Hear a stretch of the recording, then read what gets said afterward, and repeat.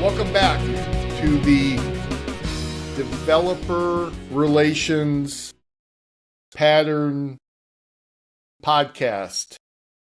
Did I get close, it? Woody. So close. So close. Yeah, I'll give that a 9 out of 10. Developer Relations Pattern Book Podcast. There was a book in there. So welcome back So need to come up with a new to name. the podcast. It's not even a good abbreviation either. So it doesn't make a word for the abbreviation. Yeah. But welcome back. If it's Developer Relations Activity Patterns Book Podcast, it's DRAP. Yeah. Well, there are words that start with DV, like Dvorak. It's the I don't know. We'll figure it out for next time. But welcome back. If you're here, I think you're a glutton for punishment, but we appreciate you being here. Just ask that you subscribe and like the episode. And if you want to see one of the patterns in the book, you got to go buy our book. But if you want to see a pattern in the book and us discuss it, put it down in the comments. So today, what's the pattern today, guys? I think we're talking about conferences. Conferences. So We talked about conference sessions last time. Let's talk about from the other side. This is putting on a conference. This isn't like this is heavy duty. This is heavy lifting. Because I've never put on I've put on a conference, but not for a developer relations purpose. Has anyone put on a conference? Now, are we talking about like been involved? Vendor conference? So it's like I work for a company. Oh, geez, I can't even come up with a generic name anymore that isn't an actual company. I work for company generic name. Yeah. And I put on generic name conference. Is that what we're talking about? Or are we saying I'm putting on a JavaScript conference and it's going to include I have a SaaS product, and we are putting on a conference for all the users of that SaaS, and we're going to have speakers, and we're going to have activities, and we're going to have meals, and we're going to have to talk about the facilities, and there's a lot to do with conferences. So I for a long time, when I first started the pattern catalog, I really kind of wrestled with whether, putting on the conference was a pattern just because of its size, right? Just because it was one of those things that, this is not typically just something that DevRel decides, right? You're not gonna, unless you're running DevRel at like a Microsoft or a Google. And even then, you're not going to, just because nobody does anything there without running it past legal, right? For either of these companies. So it's like, is this really a DevRel thing, or is this a company-wide thing? And I just kept coming back to the fact that so many events actually didn't start as 100,000 person events, but started as like 50 to 100 person events, right? yeah.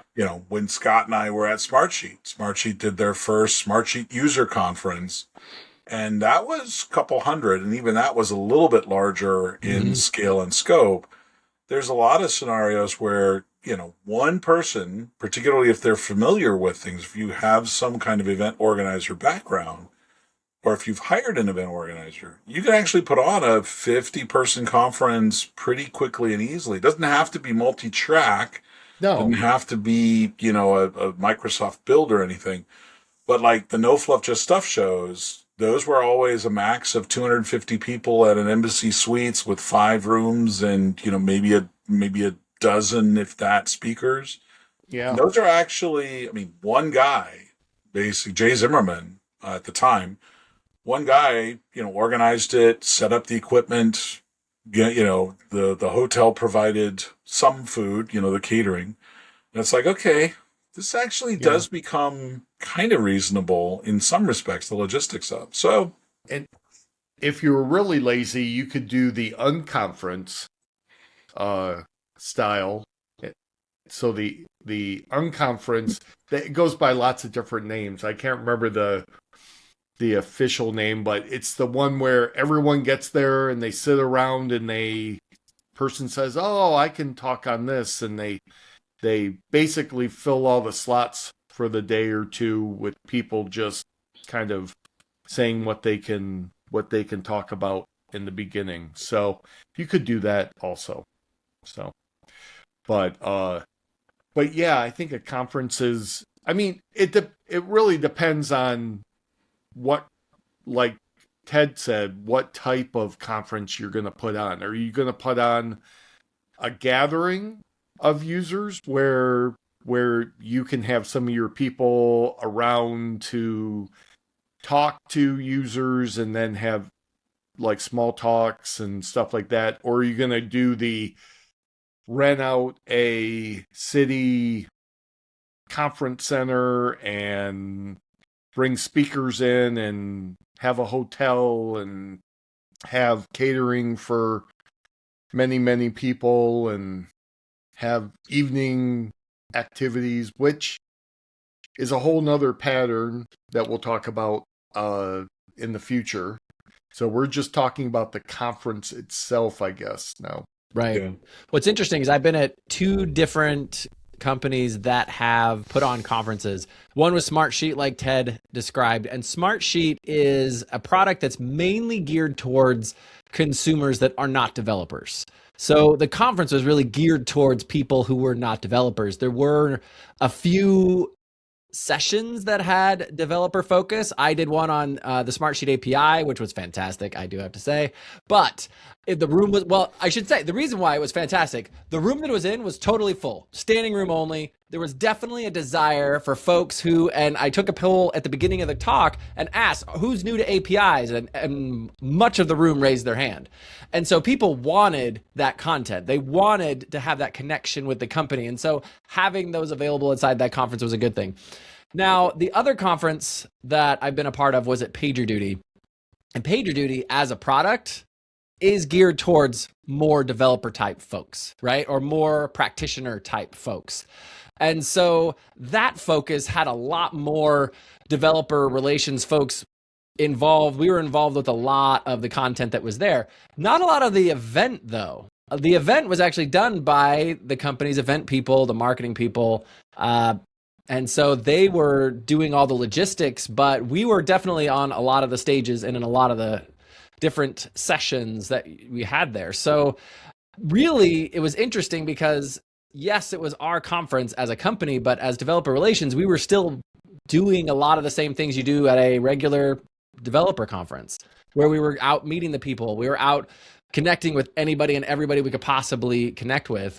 And then also having multiple sessions and running, whether it's talks, whether it's running, I remember we did birds of a feather there, which is that concept where you have like a topic at a table and you're like, hey, everybody come to this room, and this table has like Terraform as a topic, and this table has, I don't know, other incident management stuff at this table. The Terraform table was cool. We actually had Mitchell Hashimoto show up. And so he came over and he came over and like, yeah, that kind of surprised everybody. And it was exciting. So it was a successful event. And so that was a great focus. And I think it was good to have that in-person connection. However, that was in 2019.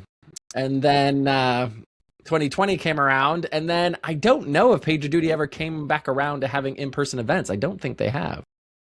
Yeah. Well, I mean, that highlights, Scott, the fact that even if the conference is seen as a DevRel activity, right? Most companies of any decent size will have an event staff somewhere. Mm-hmm. Might be inside of the marketing team. It might be inside of the sales team, because certainly there's, the company is putting on other events beyond just what you're imagining for your developer conference. And it's both a blessing and a curse to be able to lean on those folks. It's a blessing because it's a bunch of stuff that we don't know and don't really want to have to spend the time to learn. But on the other hand, it's a curse because now it's more teams you have to coordinate with, because I guarantee you legal's going to want to be involved. I guarantee you sales is going to want to be involved. I guarantee you marketing is going to want to be involved. Everybody's going to want to be a part of this. And that is probably the biggest complexity that I've found to the idea of doing a conference, is just there are so many people that need to be engaged. Keeping things moving forward is probably the biggest risk to getting it successfully done. That's why in some respects it would be smarter to start with, the unconference kind of thing, to start with the small event that, or even a user group meeting, right? Like have satellite user group meetings and see if you can get traction that way, right? And if you're getting big audiences, if say in a particular market, say in Austin, Texas or whatever, you had a user group meeting and a few hundred people showed up, you're like, wait, maybe we should be having a conference here in Austin, Texas, or wherever. Yeah. And FYI, we have done user group network in the past, that pattern. So if you want to learn more about that, just go back and take a look at our previous episode that covers that user group network pattern. You can find those on our YouTube channel. We also have devrelpatterns.com, so you can find our video section there as well. Yep, either place. David, you've been kind of quiet. What do you think about this? Yeah. So I've worked at a couple of companies that have had vendor conferences. One was Okta, and they have an event every year called Octane. And similar to what you described, Scott, it's not a developer first company. It's more IT focused around authentication or, application management, logins and all that kind of stuff. But the DevRel team had a significant role in but really it was very similar, like you described, as doing a booth and some other activities at a conference. So we didn't really have any input into the logistics or the location or, what kind of content, was going to be around. But we organized like some fun projects that people could to do while they were there, that included strategically some new features that we were adding to the developer platform. And if you completed the project, phase 1, you got a t-shirt. If you finished phase 2, you got a hoodie. And it was very successful. All kinds of cool things. But, that's kind of not the conference pattern. So at Pluralsight, we put on 2 events, and we called them Link. And we had one in San Francisco and one in New Orleans. And my team was involved in every detail. So we had Pluralsight had an events team who took care of the base logistics of, okay, what city are we going to host this in, find the right hotel or meeting space for everybody, work on signage and graphics and, meals and, just all the kind of planning that goes into hosting an event. Everything else was my team's responsibility. It was an unconference style event, but I will say it was very structured in that what you would typically find in an unconference event was only a small portion of the overall experience. So I facilitated the discussion groups that was kind of like the unconference style. So broke folks up into teams, and we had discussions, and we funneled all that stuff back to the entire attendees. I should say our plan was we did 2 of these events where it was 50 private invitation only. So it was not a public event where you buy a ticket. We intentionally kept it really small, and we kept it like we want 50 of the best that we know, in our personal network, developers, IT folks, educators, Pluralsight authors, all these kind of people that's like, we want to give them an experience that they're going to never forget, and give them the opportunity where they can learn from each other. And we had a lot of fun activities, and, it was super cool and awesome. And overall, it's the thing that I am most proud of in my DevRel career so far. It was absolutely amazing. See, and that interestingly enough raises a sort of I don't know if it's a variant or if it's just, again, thinking about it the other direction, right? There are a number of companies that do internal conferences, right? So like Microsoft routinely, for many years, and I believe it still goes on, I forget what they call it. It's like Dev Week or something like that. Yeah, they go to Vegas.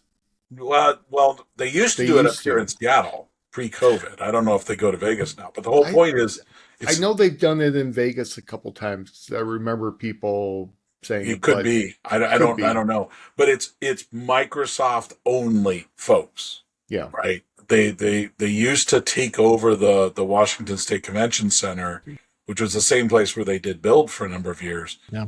And the MVP Summit and a couple other things.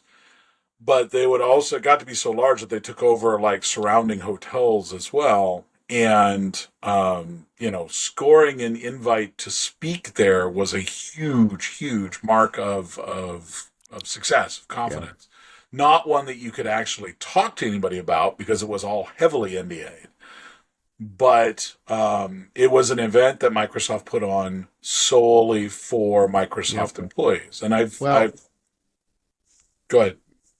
At Rocket, they would put one on at Rocket Mortgage, and that one I was involved with speaker selection for a number of years when we were there, and that was a good event because you're kind of getting people involved in sharing information that leadership wanted people to know about. I remember one year they were teaching a lot of Git. Yeah. Because they were trying to push Git and the whole idea around Git and GitHub out to the to the teams and team members. It's a good way, particularly if your company is of a certain size or larger. Right, if you're the size of a Rocket Mortgage, which was 2,500 engineers, if you're the size of a Microsoft, which is obviously much larger, particularly if you're trying to stress the whole inner sourcing approach, right? Here is an opportunity for your team to stand up and talk about the project that you're working on, talk about some of its direction. I mean, it literally becomes a traditional developer conference. It's just internally facing. Yeah. It's also, there was a big fintech out on the East Coast that the No Fluff Just Stuff organizer contracted with, brought us speakers out to go speak at their event.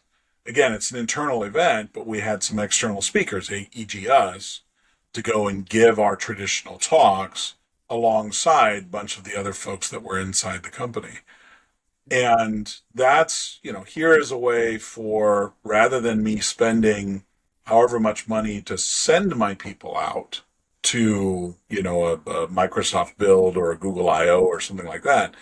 Instead, we do it internally. And, there are likely to be very smart people inside the company who can give some of these talks.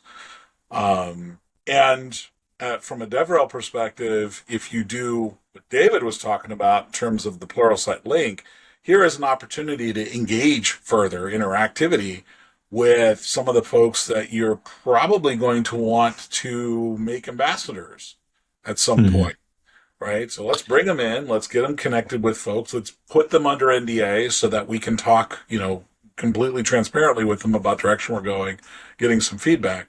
But it also gives you a good opportunity to kind of mind some of the people internally and give them opportunities to give talks, which can potentially create some promotion opportunities for them because they need to, particularly as you get higher as an individual contributor, you have to demonstrate that you are having this impact on something larger than just the immediate team that you're a part of. There's a lot of benefits to doing an internal conference or an external conference. Yeah. What you said there, there were a number of goals for the Pluralsight events, and ambassadors was definitely one of them, to like cultivate a group of folks who would become, big fans and want to help promote the Pluralsight brand and the products and everything, but also, they would in turn be the ones that would amplify any of the messages that we were trying to get out to this group of folks. And so the long-term plan was we're going to start with these 50 people for year one, 50 people year two, and get that like core group of people that we knew would be really well suited for the type of thing that we were trying to build. And then the following years, we were going to scale that up. We're going to open it up to the public and allow that core 50 people, closer to like 80 to 100 people from the first 2 years, be like the champions that would help spread the, hey, you need to come to this event, kind of word of mouth, kind of thing. So there was, there's a lot of strategy going on in there. Unfortunately, we never got to go to phase 2 with that. But man, it was really special. We did something similar at PagerDuty where we would have community spotlights. So there was a keynote that brought those MVP type folks who did something extraordinary that year. We brought them on stage, gave them an award from one of our founders.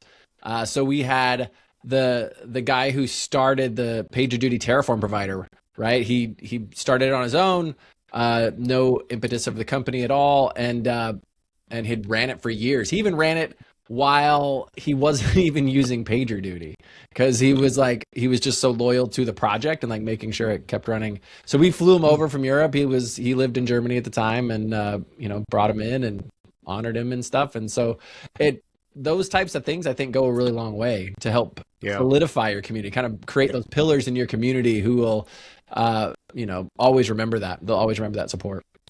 And there's definite overlap. And this is one of the fun things about this book is so much of the time you can be starting on one pattern and find yourself talking about another, because a lot of the people we've been talking about for the last 5 minutes are the ambassadors, but we're talking about bringing them out to a conference and bringing them up on stage, and that kind of activity, aka the conference. I mean that. Most people, even the most hard-bitten introvert, love recognition, right? We may not love it all the same way, but we love being recognized. And a conference is a great opportunity to put those people front and center and say, these folks have done some amazing things.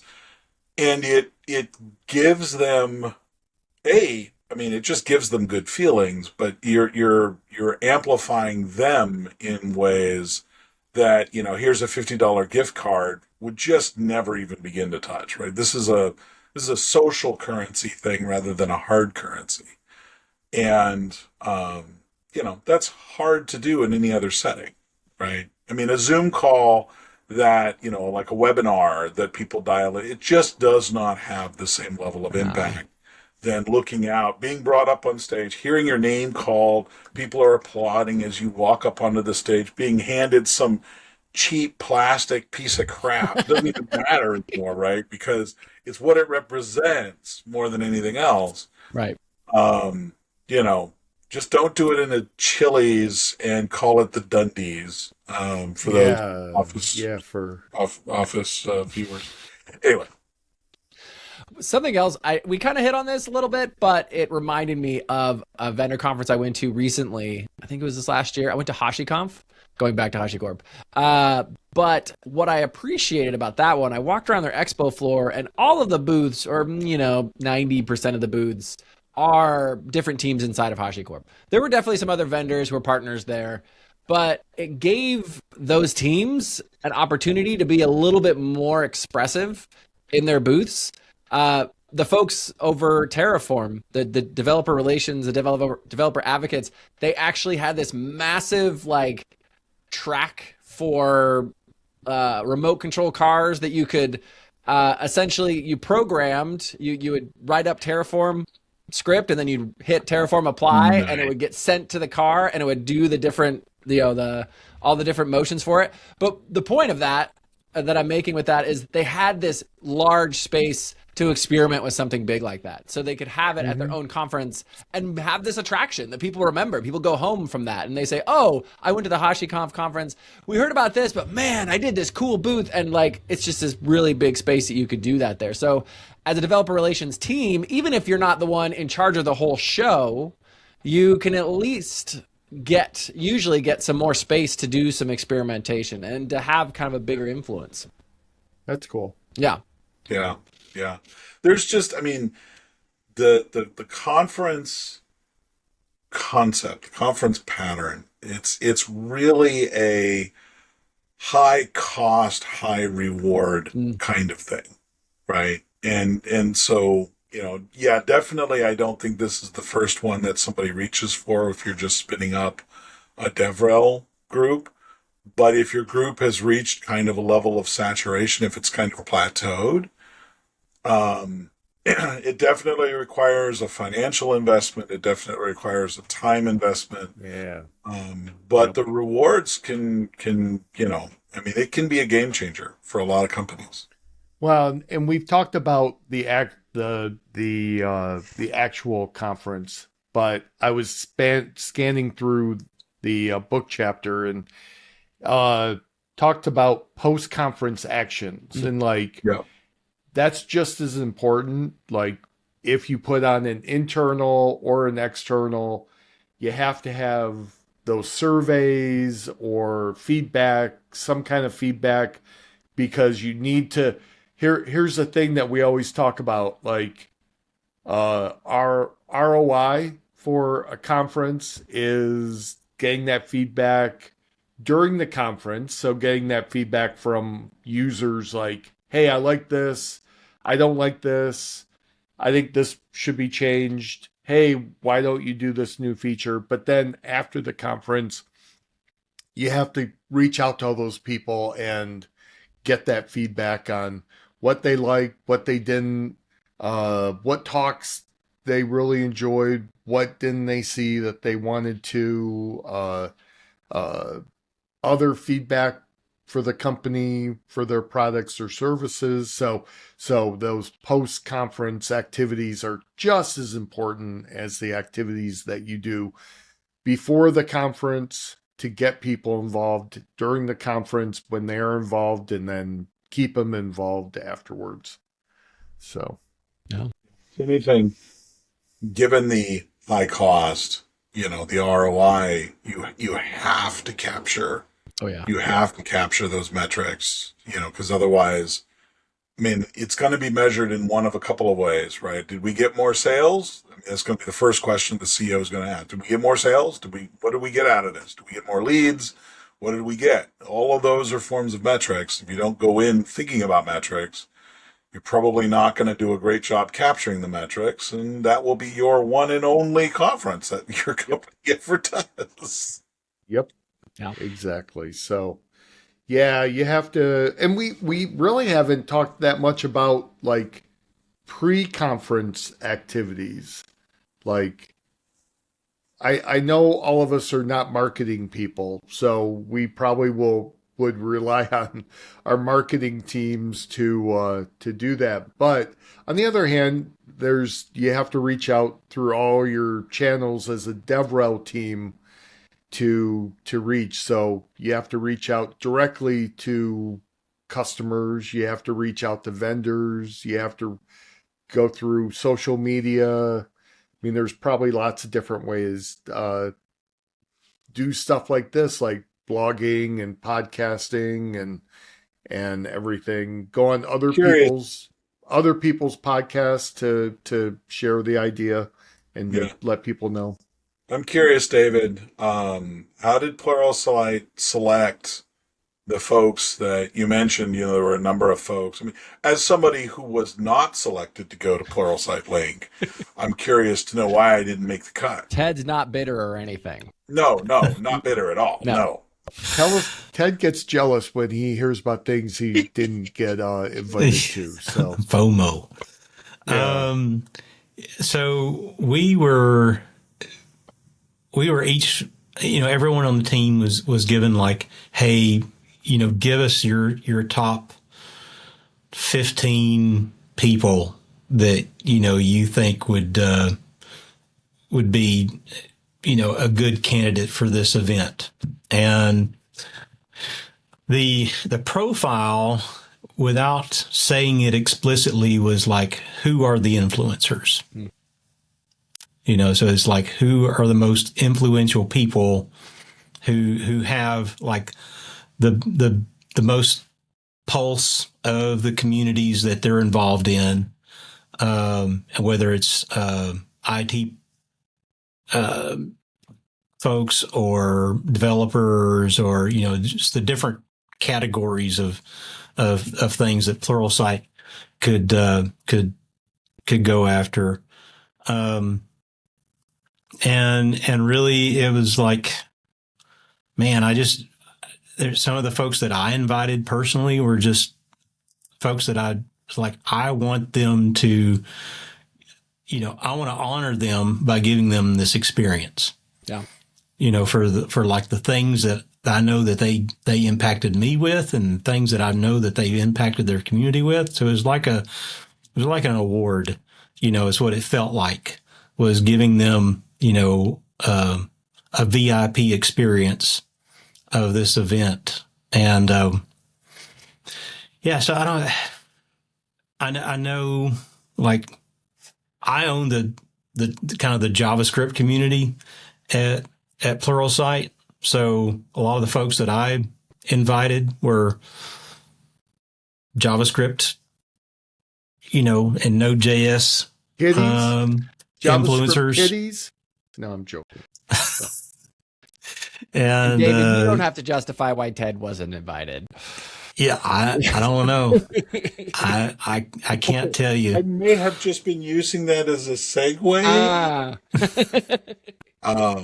No, I mean, it's interesting, because the hand curation thing is obviously, useful, particularly if you want to try to select particular folk. Yeah. But I mean, within that, you mentioned influencers, so these were people that you had identified from the community, regardless whether they were Pluralsight authors or not, right. Or okay. Right, regardless of whether they were already a part of Pluralsight. Many of them were not part of Pluralsight. Okay. Or, maybe they knew who Pluralsight was, but had, they didn't have to be customers or authors or anything like that. Yeah. They were just folks that we personally knew across our team. So, yeah, it was an interesting selection process. We had backups for backups, because, not everybody could do it. Not everyone could commit for the times, and it's pretty much all expenses paid, but it was they had to be able to commit to the length of the conference, but we gave them other opportunities besides just fun activities. We had a video podcast studio set up on site where we were recording sessions all day long with folks on a variety of topics, whatever they wanted to geek out about. So we ran a show as part of the event. We did hands-on workshops. So I invited my friend Ian Lee out of Nashville, who used to run the Nash Micro user group. and we did a soldering workshop. We built,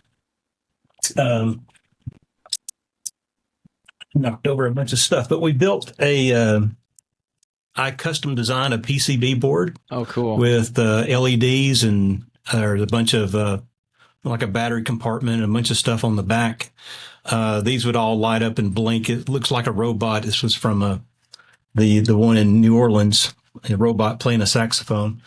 And so we had all these soldering stations set up, and for like a few hours of each day, people could come in and solder their own kit. And just the folks that had never done anything like that before, like it was their first introduction to soldering, it just like blew their minds. Like, I didn't know I could do this. This is like so awesome. And, you get to wear the badge around that you created. Just all the different things that we got to do as part of those events. Man, it was just fantastic.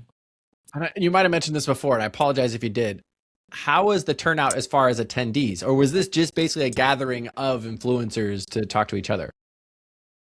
Yeah, it was, we had 50 people, each event, and we had 50 people. So we had plus, my team, plus the event staff and a few other, higher ups from Pluralsight, who were, loitering around.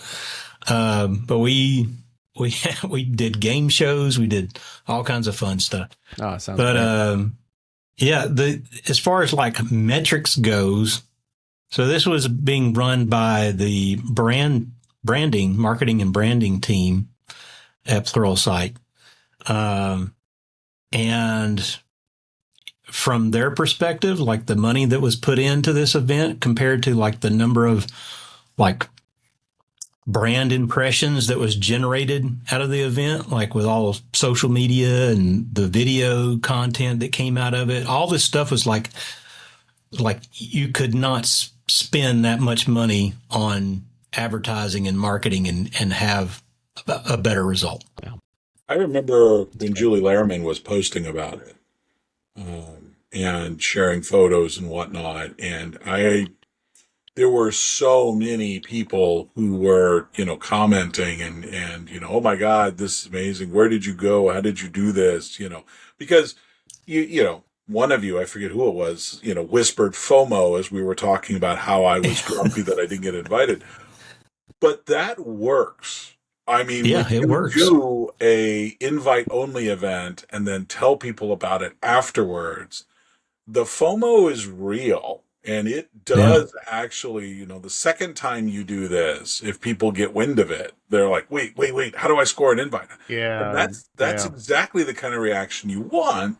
Yeah. Because so that like the strategy was to grow it over time. Like then, after you get the FOMO a couple of times, then you start to, find other ways to get more people involved. And maybe the third time around, it would be like you had to earn an invitation. Yeah. So, well, we are coming up to the 40-minute. I don't want to be the bad guy, but also it is 10 o'clock on the East Coast. No, so that's only 7 o'clock. Look, Scott's clock says it's only 7. I know. Well, we're on different. It's the multiverse. Opposite Don't sides you know of the that? country. It's the multiverse. But yeah, I mean, and we could all talk about like different things that we love about conferences, but I would ask people, our audience, all 4 of them, what they liked, what they like about conferences, what they don't like about conferences. I can tell you what I don't like about conferences is traveling to and from conferences now. That's not fun anymore. So as I look towards Monday going to Krakow, 3 flights getting to Krakow, Poland, that I'm not looking forward to that. But I love conferences, but I'm not a big fan anymore of getting to them and getting back.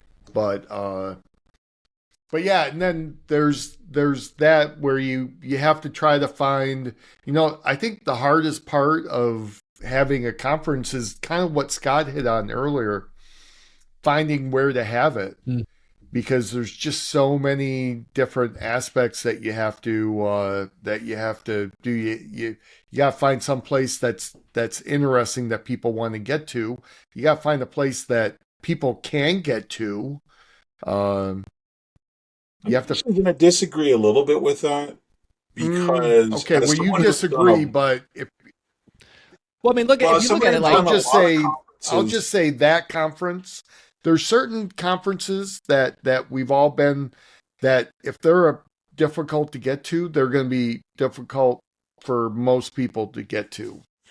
Difficulty of getting to is definitely a reasonable thing. But like, I've done conferences in Vegas, I've done conferences in Orlando, and I hate both places. Right. Because it really tends to, it's like, oh, it's a destination. You can go to Vegas, you can go, go hang out in the bars and it dilutes the fact that we're here for a conference. I mean, again, I'm biased. I was a part of the No Fluff Just Stuff shows where we literally, the speakers flew into Des Moines, Iowa. Let me tell you what's in Des Moines, Iowa. Corn and a couple of insurance companies that would send 250 people like clockwork. That show would always sell out, because there was nothing else to do in Des Moines, Iowa besides talk about Java. But all of them, I mean, we were in an Embassy Suites. There's nothing attractive about an Embassy Suites. No, okay, I'll take that back. But if you do want to attract people, you have to go someplace that people would enjoy doing some stuff in the evenings. So... But here's the other thing. You have to look at the cost. Like, why don't more conferences go to New York and Chicago and Detroit? It's because they have labor unions which drive up the cost, and that's why Orlando. Well, they also just have incredible demand, right? San Francisco, Moscone Center, that's going to set you back millions of dollars. Yeah. You want to go do the Embassy Suite in Des Moines, Iowa. That might be set you back like thousands of dollars. Wow. Right? It might not even set you back at all if you get enough hotel rooms sold. And that, I mean, again, that's part of the deal. That's part of where that's part of the deal. I think I was just going to say, I think part of what you do is you set your goals up front. Yeah. Right? Yeah. Do we want to be an event where we are like the 50 people for Pluralsight? You could do that in the Pluralsight building in just outside of Salt Lake City, Utah, because the enjoyment will be, I'm here in the building where the magic happens, right? That was one of the big attractions to coming up for MVP Summit and going into the various buildings. It's like, oh, wow, I might see Don Box walking the hallways or that sort of thing. Or Build when they had that big tent on the Microsoft campus. That was always interesting. Yeah. But here I'll flip the question around. If you're a big company, like let's say Salesforce, and you want to impress people, are you going to go to Des Moines, Iowa? Or are you going to go to Vegas or Orlando or New Orleans or someplace like that? Depends on who you're trying to impress and how you're trying to impress them. Well, if you're trying to impress people and trying to get people there, I will say,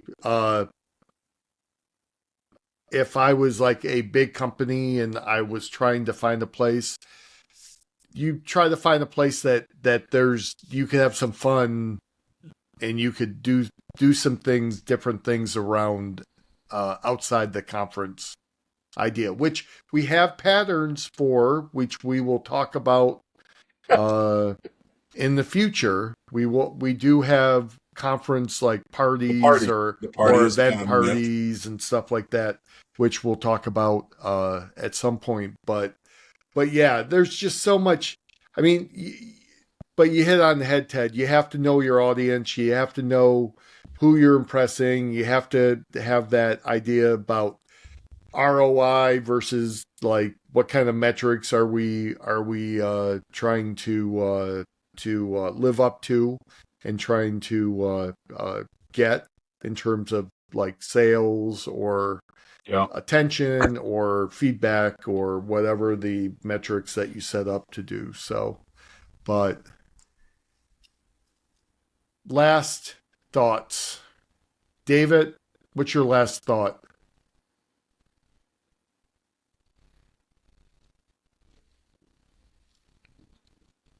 Okay, I'll come back to you, David. Scott, what's your last thought? I'll reiterate what you said about having clear goals. Have a clear understanding of why you're putting on a show, why you're putting on a conference, and then where your people are or want to be. Or, I mean, we've kind of hit on that topic quite a bit here at the end here. If you look at AWS reInvent, it's one of those conferences that's in Vegas. AWS isn't in Vegas, right? Amazon's based here in Seattle, but Vegas does have an infrastructure that can handle a conference the size of AWS reInvent fairly easily. Yeah. And so if you're doing a conference for 6 digits worth of people, right. I mean, your options are limited. As much as the Des Moines Embassy Suites would love to talk to you about the amount of money you're going to spend. But if your developers are in Des Moines, right? Yeah, that's still the point, right? If I had if I had software that was for agriculture and farmers who are wanting to make their farms more technologically savvy. Then you go to Nashville. Suddenly, then you sure. That was going to be my final thought.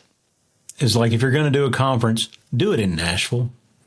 We want to thank everybody for coming to the show today and for joining us. Don't forget to like and subscribe. Also, leave comments in the chat below. Let us know what you agree with, what you don't agree with, and we'd love to chat with you. We'd love to connect with you. Let us know what you also want to see on the show, because we're always open to ideas, even if you'd like to come on and share some of your thoughts with our community as well. Until next time, thank you all for joining us, and we will see you later.